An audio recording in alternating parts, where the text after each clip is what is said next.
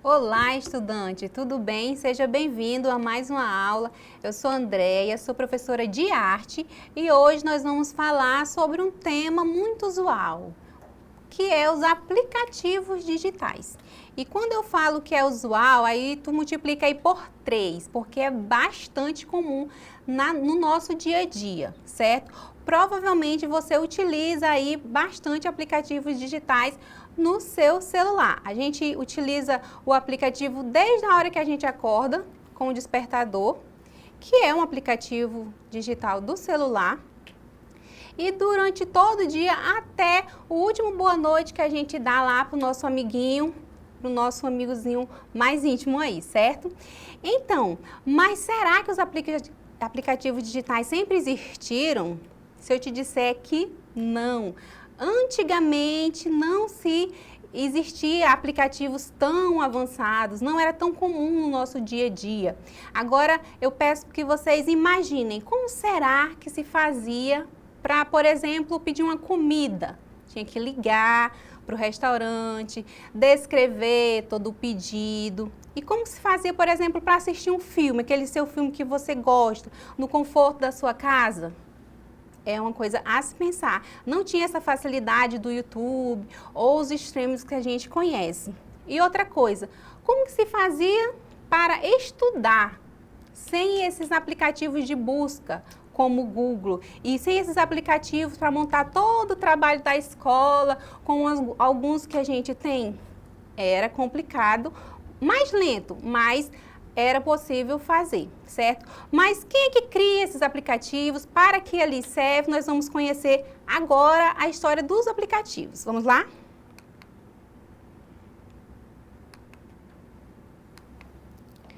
Então, o que são esses aplicativos digitais? Apesar de a gente usar todos os dias, a gente não para pensar o que eles são. Aplicativos são programas de softwares desenvolvidos para realizar tarefas específicas em dispositivos eletrônicos. Eles são projetados para oferecer uma variedade de funções, desde simples calculadoras até complexos sistemas de gerenciamento de projetos. Então, os aplicativos, eles são feitos para dar celeridade à nossa vida, para dar facilidade para a nossa vida. Os programadores utilizam para resolver problemas, ou seja, tem-se ali um problema e para facilitar, para viabilizar a comunicação, no caso aqui, são feitos aplicativos e eles são atualizados constantemente. Então, basicamente, a gente pode resumir os aplicativos em programas desenvolvidos para rodar em celulares, tablets e computadores. Então, necessariamente, eles precisam de uma plataforma digital, eles precisam de internet, a maioria deles. Chamados também de apps. Facilitam tarefas, comunicação e o entretenimento. Então, eles têm essa função de facilitar a nossa vida, de dar mais celeridade para a nossa vida. E quais são os aplicativos mais básicos, os aplicativos digitais que a gente mais costuma usar? Para redes sociais, como o Instagram e o TikTok. Para o queridinho aí, né, que é o WhatsApp de mensagens e o Telegram, que a gente utiliza com mais frequência. Para produtividade também, como o Google Drive e o Note. Para estudos, como o Khan Academy e o Duolingo. E jogos, como Free Fire, Minecraft, e você pode pensar, professora, jogos eu entendo. Esses aí já estão até ultrapassados. Então, esses aqui são os principais aplicativos que a gente utiliza aí no nosso dia a dia, mas é importante a gente saber dirigir a nossa atenção para esses aplicativos, para que a gente não foque em apenas por exemplo, em apenas jogos, em apenas entretenimento, como por exemplo, o Instagram. Às vezes ocorre de a gente, por exemplo, tá ali estudando e chega uma notificação, por exemplo, no Instagram ou no TikTok e a gente perde totalmente o foco. Então, isso daí é muito prejudicial para a nossa produtividade, tanto na escola quanto no trabalho, enfim.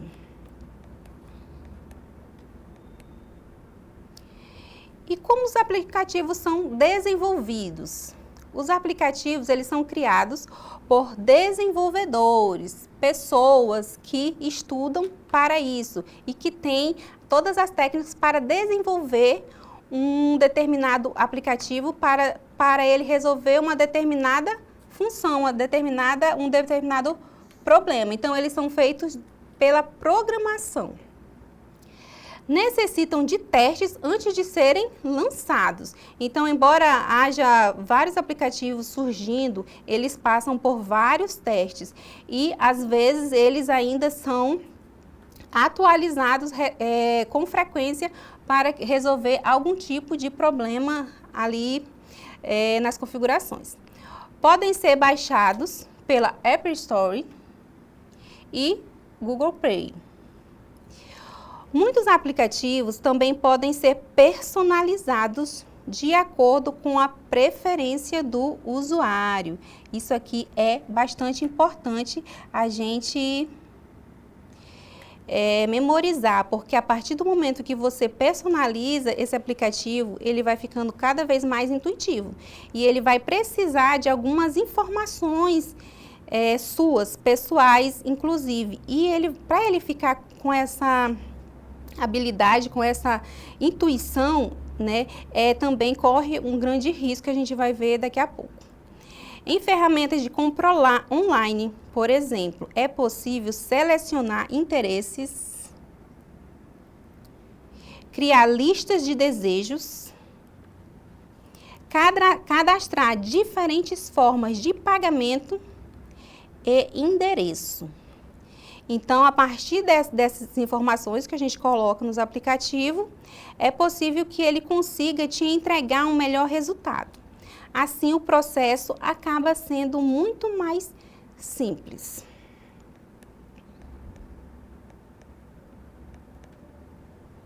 Aí a gente tem os impactos dos aplicativos na sociedade. Como eu já falei, os aplicativos, eles têm as suas vantagens, eles foram feitos para dar celeridade nas nossas vidas, para dar agilidade.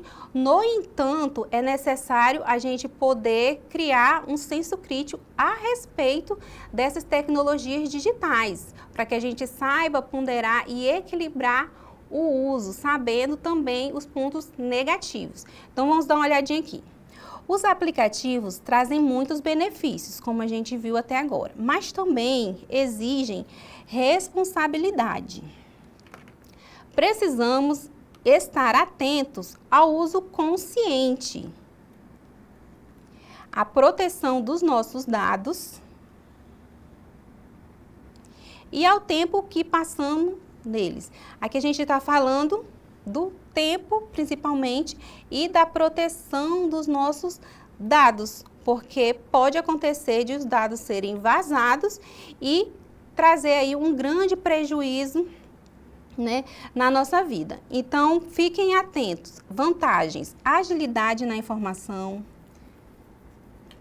informação rápida e acessibilidade. Nós conseguimos, né, ter essa questão do instantâneo, da informação, da agilidade, da informação, da mensagem, de forma muito rápida e instantânea. Cuidados: vício digital, privacidade e fake news. A gente vem falando sobre as notícias falsas há muito tempo. Provavelmente você já deve ter ouvido falar muito na fake news, né? Que ela surge como um dispositivo na internet, como uma mentira, né? Uma notícia falsa, só que ela é trajada de verdadeira. Ela vem no sentido parecido com a verdade. Então, é preciso verificar fontes, é preciso ter o senso crítico e também sair de uma bolha de opinião, porque essas questões são muito perigosas, porque uma informação falsa, ela pode afetar outras pessoas, ela pode trazer grandes malefícios para uma sociedade como um todo. Então, é importante termos esse senso crítico, ok? Aí nós temos o aplicativo na educação, que é o nosso caso aqui. Como que ele impacta na educação? Os aplicativos estão transformando a educação. Com eles, o estudo vai além da sala de aula. Vídeos, quizzes, exercícios interativos, tudo isso cabe no celular.